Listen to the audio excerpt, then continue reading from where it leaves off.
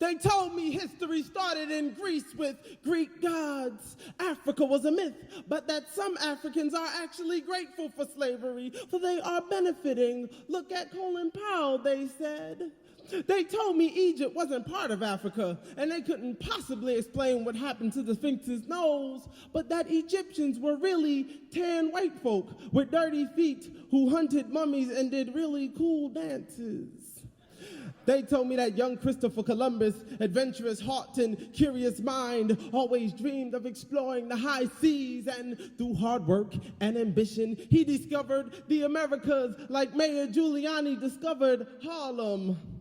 They told me a 12-year-old black boy, Lionel Tate, who killed a playmate while practicing wrestling moves he saw on TV, was murder in the first degree, punishable by death, and 41 shots was an accident. They told me Elvis was the king of rock and roll, Vanilla Ice was hip hop, and jazz was Kenny G's Christmas album. First they told me light skin was in, then dark skin was in. Curly hair is always in. Dreads is in now, only if you white or light skin. Brown skin ain't never been in somehow. Everybody was part Cherokee now. Nobody wants to be Native American anymore. They told me crack was plaguing our communities with teary-eyed commercials about little Leroy who takes the long way home to avoid the dangerous criminals and just say no, as if crack trees were growing in the ghettos.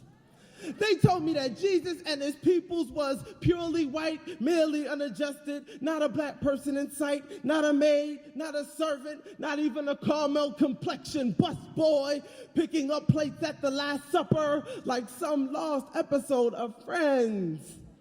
They told me Bill Clinton was black, hip-hop was multiracial, love was colorblind, and Michael Jackson really had the skin problem, which just so happened to affect his nose, lips, and sister's ribs.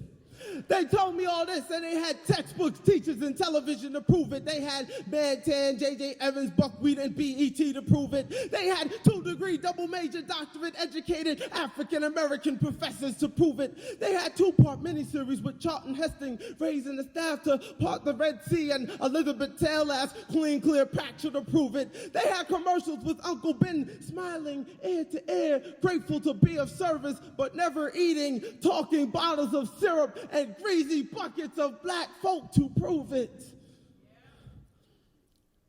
They told me my skin wasn't beautiful, y'all, and they had this country to prove it, and I almost believed them, but they didn't know about my mama.